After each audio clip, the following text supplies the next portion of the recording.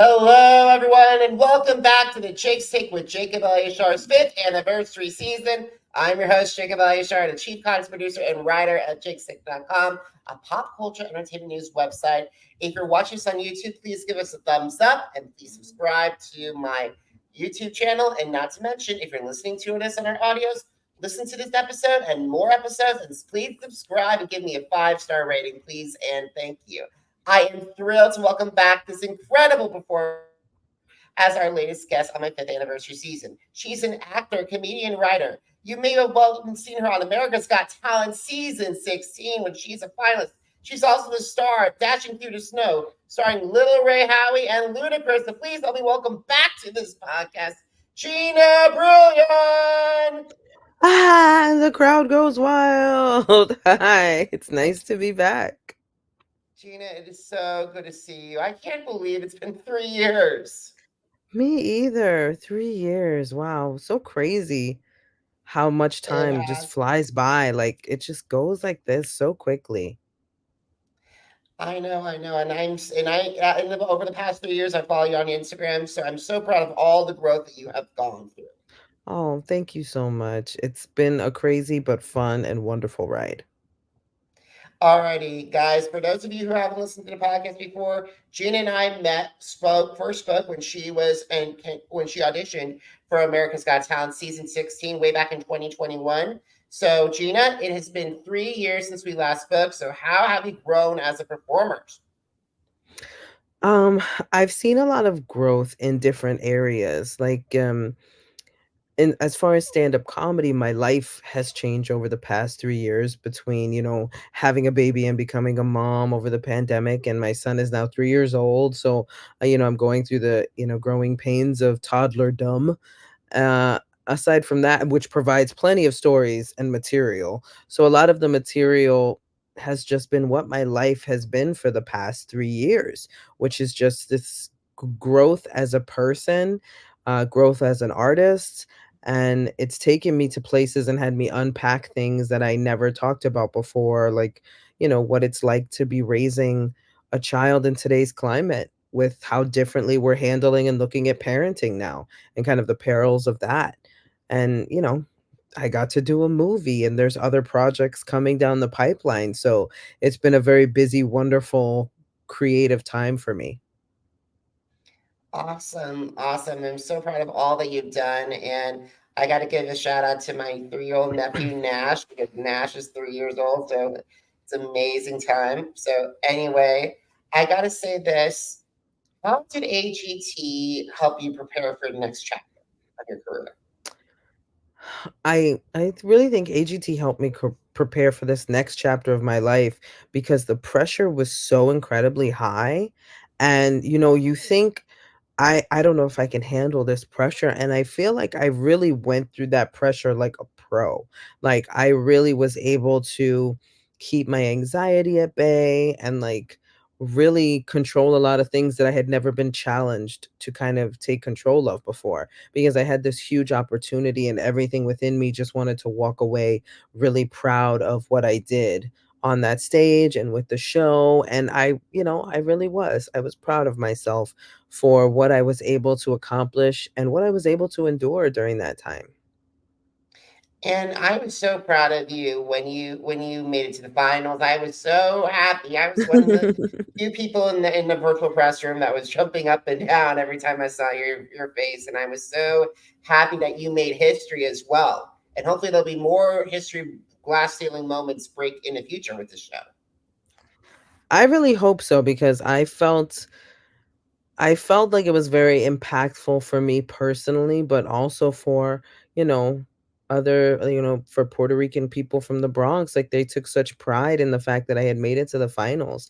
Being a Puerto Rican girl from the Bronx, I never would have imagined if you would have asked 13-year-old Gina if she ever thought she'd be on America's Got Talent or on TV in that capacity. I think I probably would have just choked and said no. I would be so petrified. And that was really big for me and for a lot of people. And I love how much, the fans of the show and the fans of my comedy were touched and motivated and inspired by that, because if there's anything I hope to do, it's give that inspiration to people to know that they can do these big, great things. And you have inspired so many people, Gina. And Thank you. right now AGT Fantasy League is currently on airing on ABC on NBC. Have you thought about returning to AGT to compete on another All Star if they did another All Star seasons? Why or why not? I thought about it. And part of me misses the craziness of the show and the pressure and this is a performance night and the high stakes. I miss that. I miss, being with other artists and really supporting each other. Um, if I had the time, I would maybe consider going back for the experience. It's a lot to take on. So with everything that's going on now, it's a bit too much for me to take on with everything else that's going on in my career, like tours and specials. And so it's a lot of my schedule. But if I had the time and I really thought the moment was right for me to return, I would love to see everybody again. I got to see my boo Simon. I haven't seen him in too long. It's been too long. I agree. We missed you on the season and on All Stars. So hopefully, fingers crossed that if all the planets and stars are aligned and your schedule Yeah. aligns, we'll see you compete again. Because I got to say this, we need a lot more humor on the show. Yeah, we need a lot more comedians, and I would go back with the intention of really putting my all into letting a comedian get into the finals again to show people just how impactful comedy can be. Absolutely. But however, we got to leave AGT and talk about like this past season. I was so excited for you when you announced on your Instagram that you were in this incredible Disney Plus and Hulu movie called Dashing Through the Snow. So would you could you describe to my audience how what attracted you to this film? What's so crazy is, so the film's director, Tim Story, was, I guess, a fan of my comedy. And so he reached out to my team, or had someone reach out to my team saying, I would really like to see her for this role in this Disney movie. Not really knowing that I'm a Christmas nerd. I love Christmas. I'm ugly sweater wearing, giving gifts to everybody and anybody that I know, kind of Christmas spirit person. And so when I was approached about this project and I saw it immediately, I said, "Oh yes, absolutely. I have to go in for this. This is so my thing." And so we did the first audition with Tim and the casting director. And it went great. It went so great. It was one of those auditions where I walked away and I was like, I really am proud of how much preparation and work I put into it, because I really loved this project. And so when I got the call back, I was like even more excited about it. And I just kept telling myself, you got this role. It's your role. It's your role. So when I got the phone call that I actually got it, I literally just wept. I was so happy and so proud of myself. I just cried. And to some people, it might seem like a silly thing to get excited about, but I've always been a fan of Christmas and Christmas movies. So this was like such a dream come true for me. And not only that, you're on Disney Plus as well, and you got to work with some incredible people. No one got there are a lot of Yeah. our people that they said that they worked with Lil Ralph Howery and Ludacris. Yes. Lil Rel, I was, blessed to know him from stand up, actually. And he's such a wonderful human being. He's such a sweetheart of a person. And you love to see good things happen to good people. So it's so great to see how his rise to stardom has been, because he's always just been a solid, funny comedian and just a great human being. So to get a chance to work with somebody that I already know and like was incredible. And then to work with Ludacris, who, like, such a fan. And he was very humble and hardworking and dedicated. And it was nice to see the person behind the celebrity, you know what I mean, that person that's like working really hard and putting an effort in and really cares about the quality of the work. So I thought it was very endearing to actually get to see somebody put so much work into this project the way he did. He let, we were ad-libbing a lot during the movie, like me and the guy who played my husband, Sebastian Sosi, and my, two kids. We were able to improvise so much, and Luda encouraged us. He was like, please keep going, like keep, like let them do their thing. And so that was really nice, and it was really sweet. It was a great work environment. I love everybody involved in that project. Will Packer, Tim Story, and the cast and the crew. It was I lucked out. I lucked out because AGT was a beautiful cast of people. This was a beautiful cast of people. I have no horror stories. I have none. I have none. And that's amazing. And that's amazing. It's amazing I can work with an amazing group of artists. Yeah, it's very lucky. I felt very lucky to be with a good, solid group of people that all had the collective goal of just making this project amazing. That's awesome. So we got to talk about stand up comedy. So you're hosting a 1 month stand up comedy show. And I got to say this, I'm very excited you're helping people teach the next generation of comics to go out and perform. So, what is important? Why was it important to you to be one of the people that say, hey, I want to help the next generation and find the next generation stand up superstars? Well, You know, I've always loved comedy. I've always been a comedy nerd. I love the artistry of stand-up comedy. Um, but it takes so much to survive in that industry and to be successful. And I know for myself, I was lucky enough to have mentors coming up that were willing to talk to me and guide me and protect me in certain ways.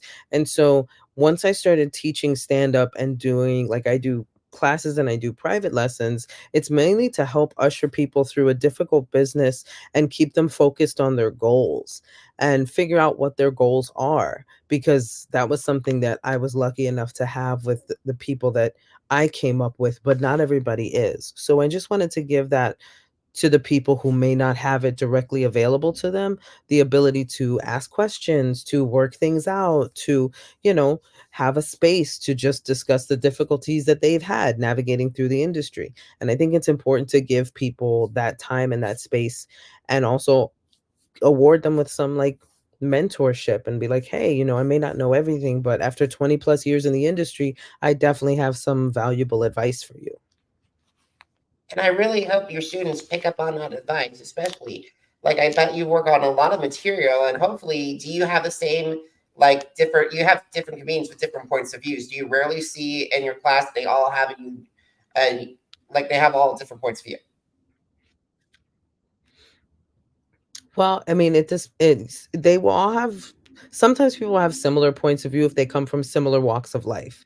Like if you have two people who grew up in very affluent families with very affluent neighbors and in affluent neighborhoods, they often share similar perspectives because they lived a similar life. So in that case, it's about finding their personal perspective and really sharpening it so that it doesn't sound like everybody else's perspective who came from that walk of life. You want people to connect with what you're saying, so you want people to know, oh, yeah, I have that same kind of walk in life. But when your personal point of view comes in, they should be like, oh, I never thought about it that way. So it's really about sharpening that personal point of view on what you're saying so that you don't sound like anybody else. Because there is such a thing as parallel thought, because some of us do live very, very parallel lives.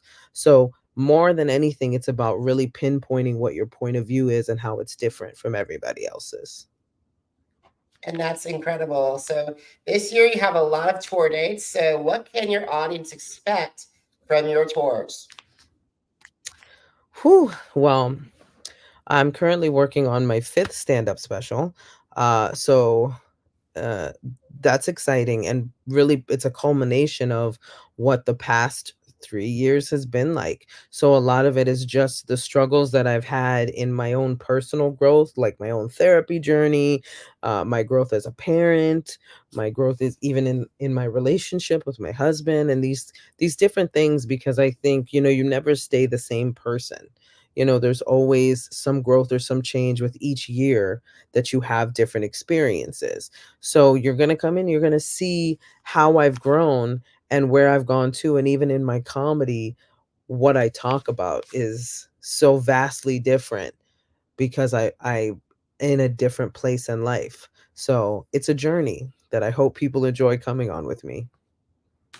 And I've been a part of that journey since you first stepped onto that AGT stage. So I'm very excited to see you grow, and cannot wait to see you perform live, especially because I saw that you're coming to my hometown of Overland Park, Kansas at the Johnson County Carlson Center. So I'm very excited. I'm really excited too. I've been to Kansas before, but never that part of Kansas. So it's a first for me, and I'm going to have a blast. I already know. So I hope the audience comes out ready to have a good time and just ready to kind of cut loose.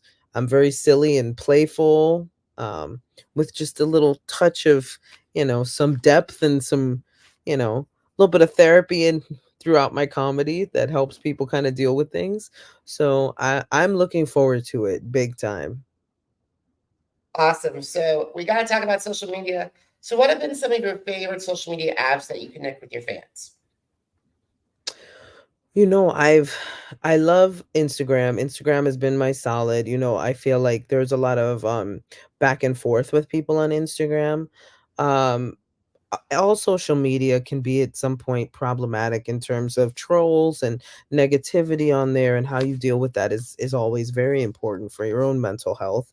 um TikTok, I've had a great time on TikTok. I have good numbers on TikTok. um it's such an experimental thing for me, TikTok, because you can do so many things. It started out where you could do like little clips of dance moves, and people were doing choreography on there.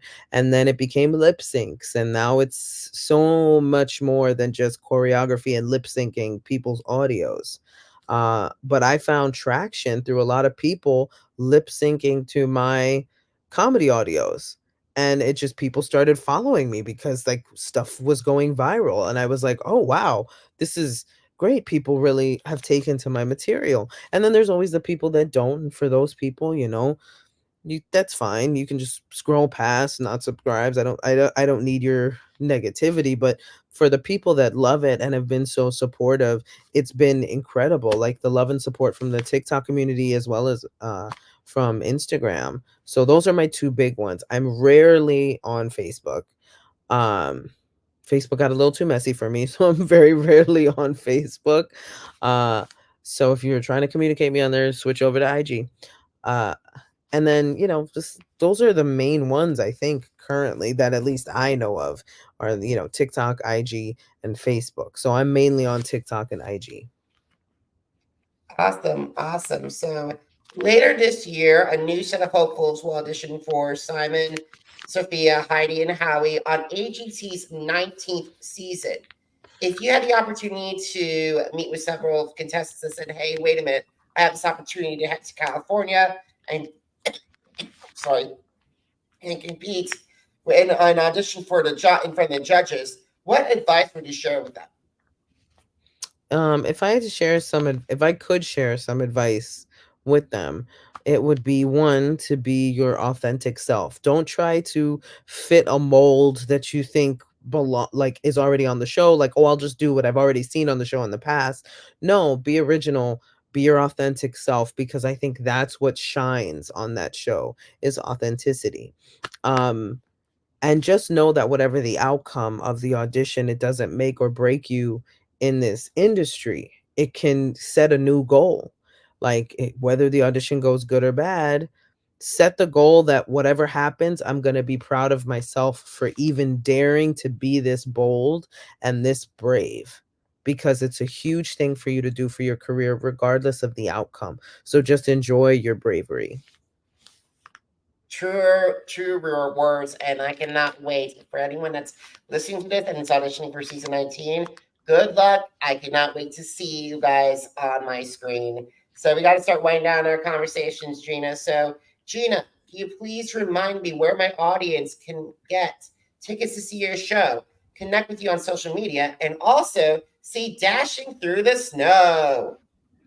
Yes, yes, yes. Okay, well, you can check out Dashing Through the Snow on Hulu and Disney Plus, and please do big ups to Little Rel and Ludacris, and my family, the Truckles. Please check it out. It's a fun holiday movie, and if you're a Christmas nerd like myself, you're welcome because it's very fun. On social media, you can find me at G Brion on IG and at Gina Brion on TikTok, and check out my website, ginabrion.com, and find out if I'm coming to a city near you. Awesome, awesome, awesome. Some guys, how do you miss an episode of the Jake's Take with Jacob Elyachar podcast? Visit our channels on Amazon Music, Apple Podcasts, iHeartRadio, Podchaser, Spotify, and Spreaker. It's Jake's Take with Jacob Elyachar, JACOBELYACHAR. Now, are you on social media? Because I'm on social media too. Facebook, Instagram, Threads, TikTok, and YouTube. Jacob Elyachar, JACOBELYACHAR. Now you can listen to my original interview with Gina and go see what's going on with America's Got Talent Fantasy League on jakes-shake.com. Once again, jakes-shake.com. Gina, thank you so much for taking time on your schedule to talk with me today. I'm so proud of all of the work that you've grown. I cannot wait to see what you do next. Thank you so much for having me, and thank you for the support. You're so welcome, Gina. And guys, thank you so much for watching. Thank you so much for listening. Until next time, have a great one, everybody. Goodbye.